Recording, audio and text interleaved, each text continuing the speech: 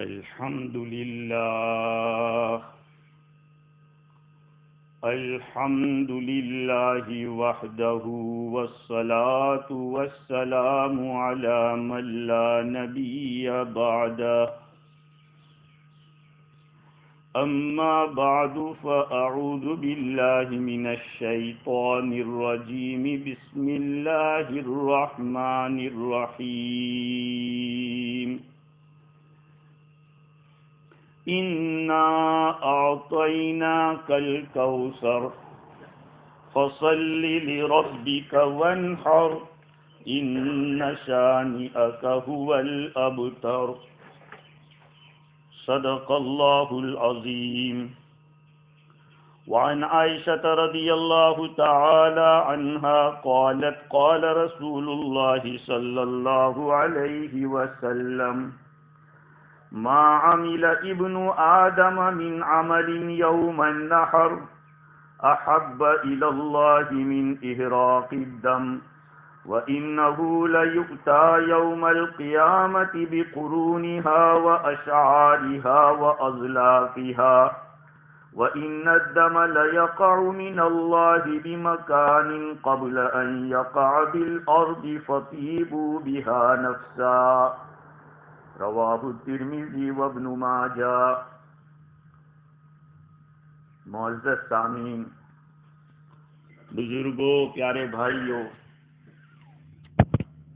اللہ رب العزت کا بے انتہا کرم اور احسان ہے کہ اس ذات عالی نے یہ مبارک دن عطا فرمایا. یہ آپ کو معلوم ہونا چاہیے کہ بقرعید رمضان سے بڑی ہے، اس کا درجہ بڑھا ہوا ہے، لیکن ہمارا اہتمام رمضان کی عید کے لیے اتنا زیادہ ہوتا ہے جتنا اہتمام بقرعید کے لیے نہیں ہوتا. اس کے پیچھے کا ریزن کیا ہے کہ ایسا کیوں ہوتا ہے کہ انسان رمضان عید میں کپڑے بھی نئے، بچوں کو عیدی بھی دے گا اور مختلف قسم کی مٹھائیاں اور کیا کیا پکائے گا، اور بقرعید کے لیے کوئی اہتمام نہیں. صرف جانور کے مالک کو کہہ دیا کہ ہمارا ایک رکھ دینا. اس کی وجہ کیا ہے؟ میں نے اس پہ بہت زیادہ غور کیا تو یہ بات مجھے محسوس ہوئی کہ انسان دوسرے کی محنت کو محنت نہیں سمجھتا ہے، اپنی محنت کو محنت سمجھتا ہے. کیونکہ رمضان کے مہینے میں 29 یا 30 دن کے روزے رکھتا ہے تو بھوکا پیاسا اللہ کے حکم کی وجہ سے رہتا ہے. اب اس کو خوشی کا دن ملا تو وہ یہ سوچتا ہے کہ میری محنت کے بعد یہ مجھے ملا ہے. اس سے رمضان عید میں پوری محنت لگاتا ہے خوشی منانے، ہر اعتبار سے خرچ بھی کرے گا، رشتہ داروں کو ملنے بھی جائے گا، سب کچھ کرے گا. لیکن بقرعید کے موقع پر اتنا سارا اہتمام نہیں ہو، بلکہ اس سے آگے بڑھ کے ایک بات اور آپ کو کہوں، وہ یہ ہے کہ ہم غیروں کے تہوار کے اندر لوگوں اور بابا کیا کرتے ہیں؟ نیو ایئر کے موقع پر، 25 دسمبر کرسمس کے موقع پر کبھی آپ نے اس پہ غور کیا کہ ہم نے بقرعید کے موقع پہ یہ کیا یا نہیں کیا؟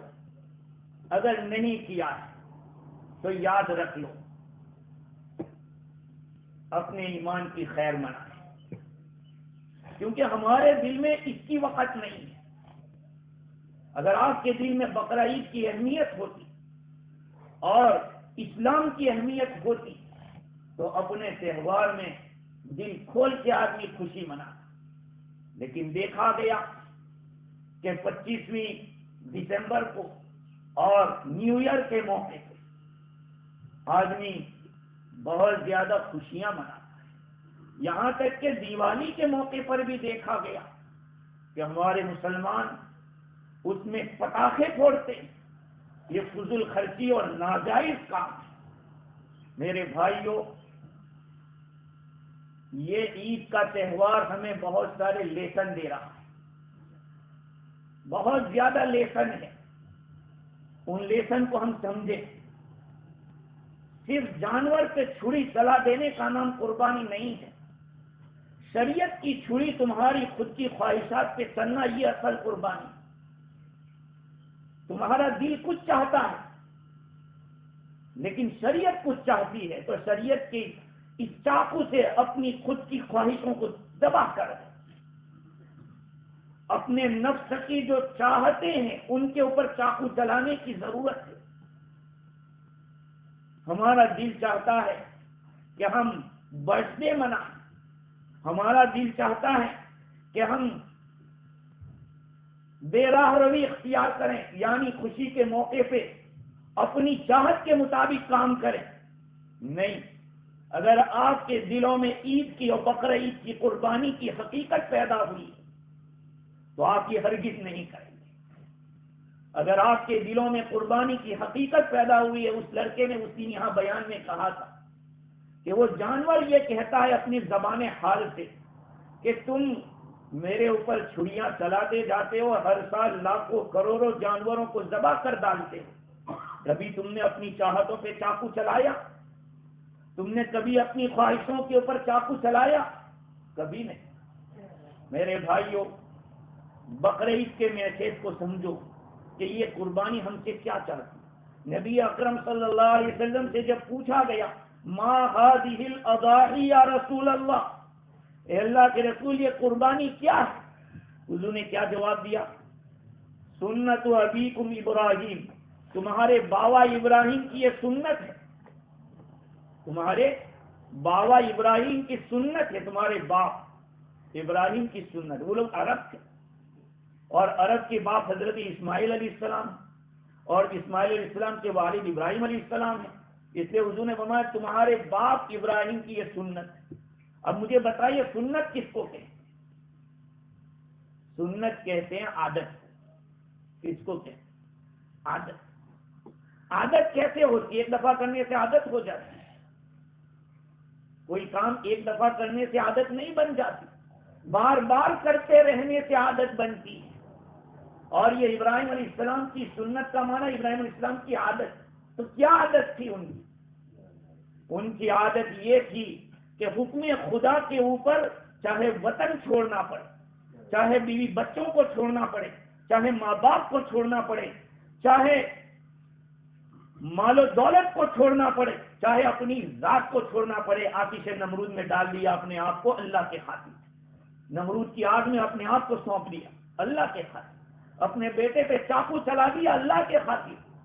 یہ عادت تھی ابراہیم علیہ السلام کی، ورنہ آپ نے چھری تو ایک ہی مرتبہ چلائی۔ اسماعیل علیہ السلام پر چھری چلانے کی عادت کہاں تھی؟ ایک ہی دفعہ چلائی، لیکن پھر بھی آپ نے فرمایا حضور نے کہ یہ تمہارے باپ ابراہیم کی سنت ہے، یعنی عادت ہے۔ آج ہم کتنے جانوروں کو ذبح کریں، لیکن میرے بھائیوں اس سے پہلے بھی ہم ذبح کر چکے۔ کبھی ہم نے یہ لیسن لیا؟ جب قربانی کی دعا پڑھتا ہے تو کیا کہتے ہیں؟ انی وجہت وجہی للذی فطر السماوات والارض، میں نے اپنا چہرہ اس ذات کی طرف کیا ہے جس نے آسمان اور زمین کو پیدا کیا ہے، حنیفہ یعنی دوسرے باطل دینوں سے ہٹ کر سیدھے دین کی طرف رہ کر، وما انا من المشرکین، میں مشرکوں میں سے نہیں ہوں۔ اور آگے بندہ کہتا ہے، حضور کو تو اللہ نے حکم دیا کہ قل ان صلاتی ونسکی ومحیای ومماتی للہ رب العالمین، یہ نبی جی آپ فرما دو کہ میری نماز، میری عبادتیں، میری قربانی، میرا حج، جو کچھ بھی ہے، محیا یا میرا جینا، میرا مرنا ایک اللہ کے لیے جو رب العالمین۔ آج ہمارا جینا اور ہمارا مرنا، ہم ذبح کے وقت پڑھتے ہیں لیکن ہمارا جینا مرنا ہمارے لیے، ہمارے بیوی بچوں کے لیے۔ کبھی دین کے لیے سوچا ہم نے کہ دین کی کبھی آواز اٹھی ہو اور ہم نے کہا اپنا کام رہنے دو، پہلے دین ہوگا؟ قربانی کی حقیقت یہ ہے میرے بھائیوں۔ ہاں، جانور پہلے زمانے میں بھی قربانی ہوتی تھی، لیکن وہاں قربانی کر کے گوشت کو پہاڑ پہ رکھا جاتا تھا، آسمان سے آگ آتی تھی، جس کی قربانی ایکسپٹ ہوتی اس کے گوشت کو ختم کر دیتی تھی، اور جس کی ریجیکٹ ہوتی وہ وہیں پہ رہتی تھی۔ اگر اس شریعت کے اندر بھی یہ بات ہوتی ہے تو نبی کا صدقہ سمجھو، نبی کے طفیل میں ہم لوگوں کو اللہ نے موقع دیا کہ تم کھا سکتے، ورنہ اللہ کو کیا ملتا ہے؟ جانور بھی اس کا، بتائیے، جانور اللہ کا، کیونکہ اسی نے اس میں روح ڈالی ہے، اور پھر اس نے ہمارے تابع کیا کہ تم کو دیا ہے، تم مالک بنے، خریدا آپ نے، اور اس پہ ہم اس کو ذبح کر کے گوشت پھر بھی ہمیں ہی لینا ہے۔ اسی لیے علماء نے لکھا ہے کہ جب جانور کے اوپر چھری چلتی ہے اور بلڈ نکلتا ہے، آپ کی قربانی قبول، آپ کا عقیقہ بھی اگر اس طرح سے ہوا، ذبح کیا، خون نکلا، عقیقہ قبول۔ جو خون نکلتے تو خدا اللہ تعالیٰ کی یہاں یہ گوشت، اسی طرح ہڈیاں وڈیاں کچھ پہنچتی نہیں، وہ تو ہمارے پاس رہ جاتی، اور اگر پہنچتا ہے تو تمہارا تقویٰ پہنچتا ہے، تقویٰ۔ لن ينال الله لحومها ولا دماؤها ولكن يناله التقوى منكم۔ اللہ تعالیٰ کو ان جانوروں کا نہ خون پہنچتا ہے، نہ ان کا کوئی گوشت پہنچتا ہے، ولكن يناله التقوى منكم، لیکن تمہارا تقویٰ پہنچتا ہے، تمہارے اندر پرہیزگاری کتنی ہے، تقویٰ کتنا پیدا ہوا ہے۔ اللہ تعالیٰ نے ہمارے لیے ان جانوروں کو مسخر کیا۔ دیکھیے، حضرت اسماعیل علیہ السلام کو ذبح کر رہے تھے، اللہ تعالیٰ نے جنت کا بھیڑا بھیجا، مینڈا، ان کو بچانے کے لیے، ان کے بطور فدیے کے اللہ تعالیٰ نے بھیجا۔ تو یوں سمجھو کہ ایک بچے کا فدیہ ہم لوگ دے رہے ہیں، اپنا فدیہ دے رہے ہیں جان کا۔ اللہ تعالیٰ نے فرمایا کہ پیش کرو۔ اس لیے کہا کہ جانور بھی وہ چلے گا جو مانوس ہونا چاہیے۔ اگر کوئی ہرن کی قربانی کرنا چاہے نہیں چلے گی، کوئی خرگوش کی چاہے نہیں چلے گی، چلے گی تو یہی گائے ہے، بیل ہے، بھینس ہے، بھینسا ہے، اونٹ ہے، اونٹنی ہے، اسی طرح بکرا بکری اور بھیڑا بھیڑ، یہی چلیں گے۔ کوئی جنگلی جانور جو پالا نہیں جاتا اس کی قربانی کرنے سے نہیں چلے گی۔ اس لیے کہا کہ پہلے اس کو پالو، اس سے انس پیدا کرو، اس سے محبت پیدا کرو، اب جب ذبح کرو تو آپ کے دل پہ بھی چھری چلنی چاہیے کہ ایک میرا مانوس جانور چلا گیا، اللہ کے خاطر میں نے اس کو دے دیا۔ لیکن آج ہوتا کیا ہے؟ آج ہوتا کیا ہے؟ پیسے آدمی دے دیتا ہے، ایک ہمارا چوہا اچھا رکھنا، بس پھر جب ذبح کا وقت آتا ہے وہاں پہنچتا ہے، نہ اس کو کبھی آپ نے پانی پلایا، نہ کبھی آپ نے اس کو دانا دیا، اور چلے گئے بسم اللہ اللہ اکبر۔ کوئی بات نہیں، آپ کا گوشت تو اتر گیا، جو واجب ہے وہ پورا ہو گیا، لیکن اس سے جو ایک حقیقت پیدا ہونی ہے کہ آپ اس کا بھیڑا اپنے ذات اپنے ساتھ پالو اور گھماؤ، اس کو ساتھ رکھو، آپ کے پیچھے پیچھے دوڑ رہا ہو، آپ اس کو گھاس ڈال رہے ہو، اور پھر جب اس کے چاقو چلے تو آپ کے دل میں ہو کہ میرا ایک گھر کا ایک سدسیہ چلا، میرے گھر کا ایک آدمی اللہ کے نام پہ چلا دے۔ اس لیے کہا مانوس جانور کو، اور کہا کہ اس کو پالو، کو اسے موٹا کرو۔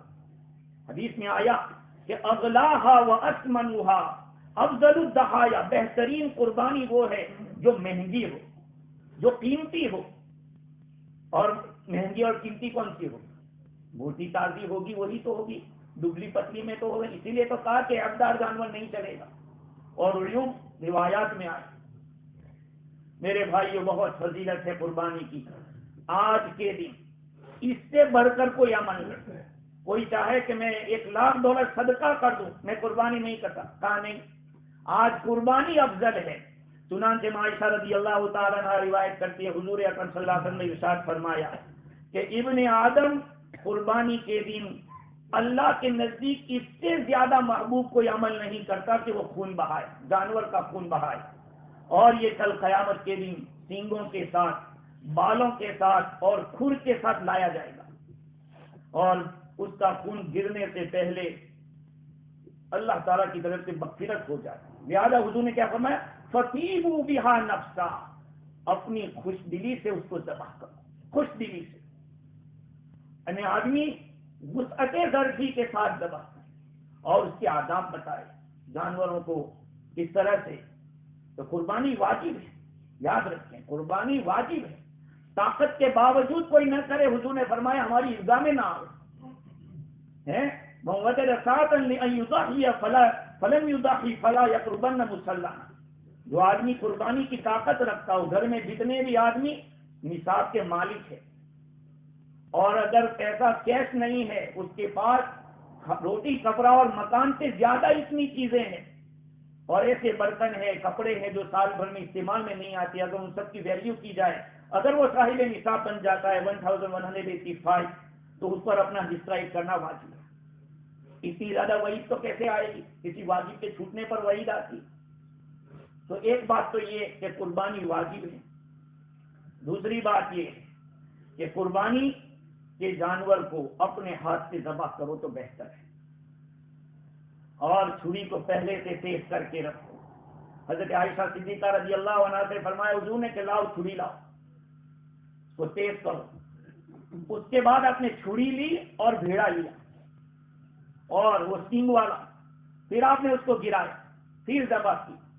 معلوم ہوا کہ یہ ترتیب ہوگی، یہ نہیں کہ گرایا اور آپ چھری تیز کر رہے ہیں، نہیں چل رہے بھائی دوسری لا، تو پہلے سے تیار ہے، کیونکہ جانور کو ایک ہی موت دینا ہے، بار بار موت نہیں دینا۔ ایک دفعہ چھری چل گئی بس بات خلاص، اب اس کو گھس گھس کے مار رہے ہیں تو بیچارہ کیا کرے گا؟ دیکھا کہ پہلے چھری تیز کر لو، اور اگر خود نہیں کر سکتے عورت بھی کر سکتی ہے۔ ہاں، عورت اگر ایسی طاقتور ہے اور اس کی ہمت ہے، اس کی قربانی وہ اپنے ہاتھ سے کرے، اسلام میں اتنی بندی نہیں ہے تو عورت نہیں کر سکتی، عورت بھی کر سکتی۔ اگر خود نہیں کر سکتے تو حاضر رہیں، ہاں اس ذبح کے وقت حاضر رہیں۔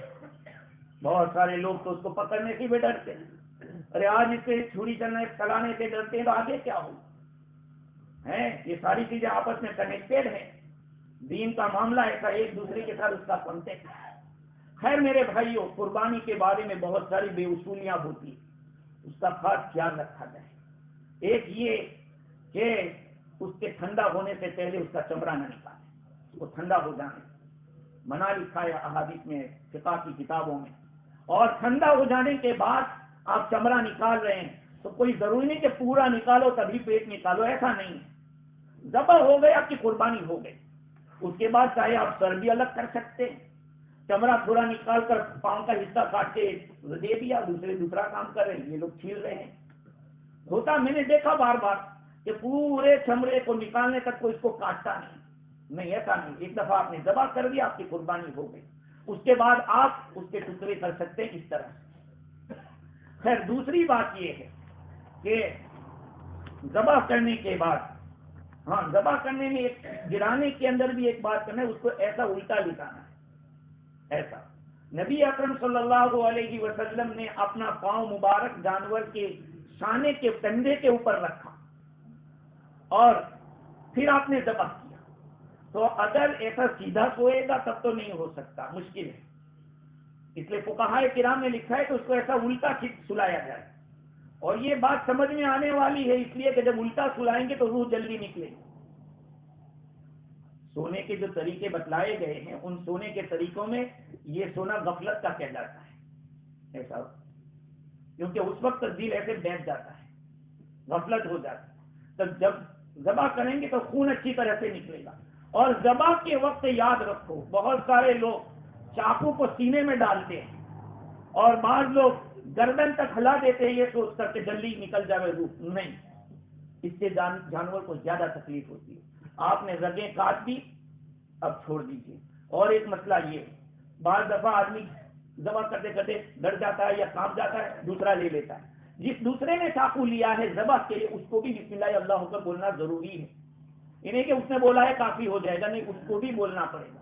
ہاں جنہوں نے پکڑا ہے ان کو بولنا ضروری نہیں ہے، لیکن تکبیر تو کم از کم کہنا چاہیے، زور سے تکبیر، اس لیے کہ آج کا جو دن ہے اس میں اللہ کی بڑائی زیادہ سے زیادہ بیان کی جائے۔ مردوں کو کہا کہ عیدگاہ میں آؤ تو زور زور سے تکبیر کہتے آؤ، عورتیں آہستہ تکبیر کہے گی، لیکن یہ کہ ذبح کے وقت بھی اللہ کا نام اللہ اکبر زور سے بولنا چاہیے۔ اور پھر تقسیم کے بارے میں پہلے بھی کہہ چکا ہوں، اگر آپ کے گھر میں افراد زیادہ ہیں اور ایک کھسی ذبح کیا، اتنے زیادہ ہے کہ پورا کھا جائیں گے، کوئی ضرورت نہیں کہ آپ سب کو تقسیم کرنے جائیں۔ شریعت نے نہیں کہا کہ نہیں آپ کو ایک حصہ ہی لینا ہے، 2 حصے تو تقسیم کرنے پڑیں گے، نہیں، خون نکل گیا ہے، آپ کی قربانی ہو چکی ہے۔ ہاں لیکن کوشش کرنی چاہیے کہ اگر غریبوں کا حصہ دے دیں پھر اپنے اور اپنے رشتے داروں کا خود رکھ لے، کوئی بات نہیں۔ تو قربانی کے باب میں اور باتیں تو آپ کو تقسیم کے بارے میں کہنے کی ضرورت نہیں ہے، اس لیے کہ الحمدللہ یہاں بہت زیادہ اس کا اہتمام ہوتا ہے. اور یہ کتنے دن ہے قربانی کے، یہ اللہ کے ذکر کے. نبی صلی اللہ علیہ وسلم نے فرمایا لا تصوموا، ان دنوں میں روزہ مت رکھنا، فإنها أيام أكل وشرب وذكر اللہ، یہ تو کھانے پینے اور اللہ کی یاد کے دن ہے. اور بعض روایت میں ایام أكل وشرب وبعاد، کھانے پینے اور بیوی سے قریب ہونے کے ایام ہیں روایات میں. تو میرے بھائیوں، خوشی کو خوشی کے طریقے سے منایا جائے. نبی اکرم صلی اللہ علیہ وسلم کی عادت شریفہ تھی کہ عید کی نماز کے اندر سبح اسم پہلی رکعت میں، هل اتاک حدیث الغاشیہ دوسری رکعت میں پڑھتے تھے. بعض مرتبہ سورہ قاف والقرآن مجید پہلی رکعت میں اور دوسری رکعت میں اقتربت الساعۃ وانشق القمر، اور اس کو یہاں پڑھنے جائیں گے تو آدھا گھنٹہ لگ جائے گا. اسے عام متن میں سبح اسم اور هل اتاک پڑھتا ہوں. اور ان کو کرنے کا ریزن کیا تھا، وجہ کیا تھی؟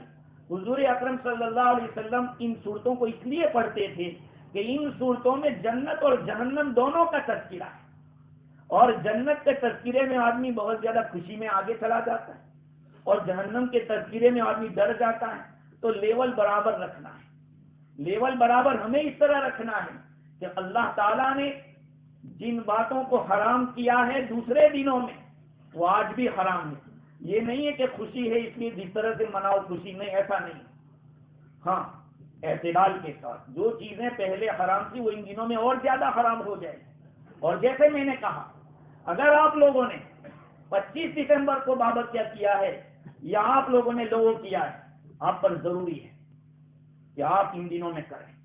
اگر نہیں کریں گے تو اس کا یہ مطلب کہ آپ کے دل میں ان کے تہواروں کی وقت ہے، ہمارے تہوار کی نہیں ہے. ہاں، ہمارے تہوار کی وقت یہ اللہ تعالیٰ نے 3 دن دیے.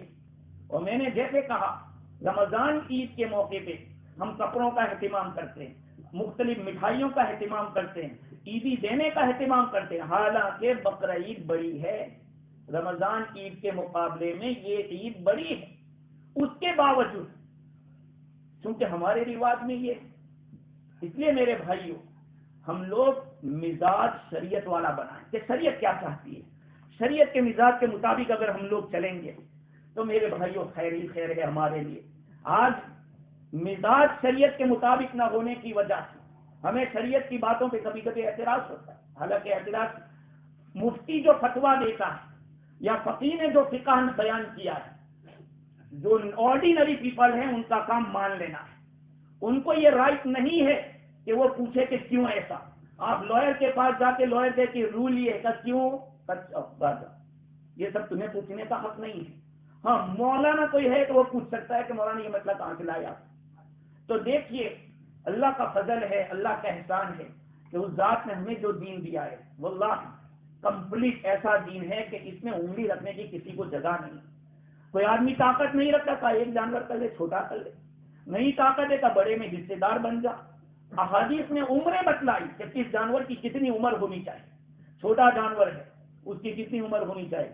اگر بکری ہے، خصی ہے، کمپلیٹ 1 سال ہونا چاہیے. اگر بھیڑا ہے، اگر 6 مہینے کا ہے اور سال کا لگتا ہے وہ چلے گا. اگر بڑا جانور ہے جیسے بیل ہے وہ 2 سال کا ہونا چاہیے. اونٹ ہے 5 سال کا ہونا چاہیے. اور جو عیوب ہے ان عیوب سے خالی ہونا چاہیے. بہت ساری جگہوں کے اوپر دم کٹی ہوتی ہے اور اس کو عیب نہیں سمجھتے، حالانکہ فقہ کی سب کتابوں میں لکھا ہے اگر دم 1/3 یا 1/3 سے زیادہ کٹی ہے قربانی نہیں چلے گی. یہی مسئلہ کان کا بھی، کٹا ہوا کان ہے تو عیوب کے بارے میں بھی علماء سے پوچھے. مسائل میرے بھائیوں جب ہم مسائل پوچھیں گے تو ہمارے اعمال صحیح ہوں گے. اسی لیے جماعت والے کیا کہتے ہیں، فضائل کا علم مسائل کا علم. کیوں فضائل کا علم؟ فضائل سے آدمی عمل پہ آتا ہے، مسائل کے علم سے اعمال صحیح ہوتے ہیں. اور ہمیں دونوں کی ضرورت ہے، عمل پہ بھی آنا ہے اور اس کے ساتھ ساتھ اعمال صحیح بھی کرنا ہے.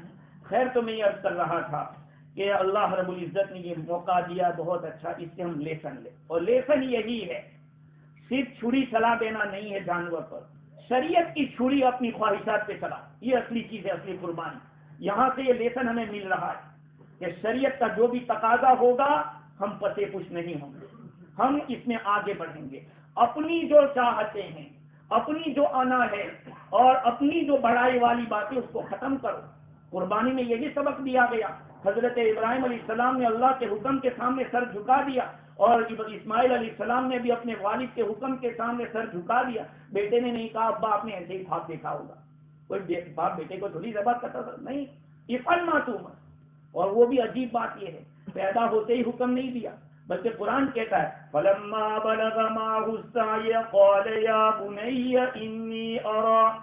جب وہ بچہ ان کے ساتھ دوڑنے لگا, اسماعیل علیہ السلام ابراہیم علیہ السلام کے ساتھ دوڑنے لگے, یعنی اٹیچمنٹ ہو گیا, تعلق ہو گیا اچھی طرح باپ بیٹے کے درمیان کا. اب چھری چلاؤ, کیونکہ محبت پیدا ہو چکی ہے. اس لیے کہا جاتا ہے کہ شریعت نے مانوس جانوروں کی قربانی واجب کی, اور وہ بھی اس کی ایج مقرر کی کہ اتنی ایج ہونی چاہیے. یہ ساری چیزیں میرے بھائیوں حکمت کے پیش نظر, حکمتیں ہیں, ہر چیز کے اندر وزڈم رکھا ہوا ہے. اللہ تعالیٰ نے ہم لوگوں کو یہ موقع دیا ہے. اور ایک مسئلہ بھی کہہ دیتا ہوں, بار بار مسئلہ آتا رہتا ہے کہ مرحوم کی طرف سے کر سکتے ہیں کہ نہیں. مرحوم کی طرف سے یہاں اس مسائل کے اندر بھی ہو گیا نا, مرحوم کی طرف سے آپ اپنی طرف سے کر رہے ہیں تو کر سکتے ہیں. ترمذی شریف کی ایک روایت ہے, ابو داؤد شریف کی بھی روایت ہے. حضرت خنش رحمۃ اللہ علیہ فرماتے کہ میں نے حضرت علی رضی اللہ عنہ کو دیکھا کہ 2 مینڈے ذبح کر رہے. میں نے کہا کہ یہ 2 کیوں؟ آپ نے فرمایا کہ حضور صلی اللہ علیہ وسلم نے مجھے یہ وصیت کی تھی کہ میں آپ کی طرف سے قربانی کرتا رہوں, تو ہر سال میں آپ کی طرف سے اور اپنی طرف سے. حضور دنیا سے تشریف لے گئے, پھر بھی وہ قربانی کرتے رہتے تھے. معلوم ہوا کہ کوئی آدمی اپنے مرحوم رشتے دار کی طرف سے قربانی کرنا چاہتا ہے تو کر سکتا ہے. اپنے نابالغ بچوں کی طرف سے اپنے پیسوں سے قربانی کرنا چاہے وہ بھی کر سکتا ہے. بار بار ان مسائل کو آنا نہیں چاہیے, ہمیشہ دماغ میں رکھ لیا کرو. ایک ہر دفعہ عید کے موقع پہ گھومتا رہتا ہے, فلانا نہ کہہ رہا ہے, فلانا. دیکھو یہ صاف ستھری بات ہے. بچہ خود نماز پڑھ سکتا ہے کہ نہیں پڑھ سکتا ہے, بچہ خود حج کر سکتا ہے, بچہ روزہ رکھ سکتا ہے, وہ سب ایکسٹرا ہوگا, نفل کہلائے گا. اسی طرح سے اگر باپ اپنے پیسوں سے بچے کی طرف سے قربانی کرائے, اپنی تو واجب ہے, بچے کی نفل ہوگی. خیر, تو یہ جو مسائل ہے علماء سے پوچھتے رہے. اللہ تعالیٰ ہم سب کی قربانیوں کو قبول فرمائے, اور قربانی کے جو لیسن ہے اللہ تعالیٰ ہم سب کو نصیب فرمائے. وآخر دعوانا الحمدللہ رب العالمین. نماز کا طریقہ میں بتلاتا ہوں.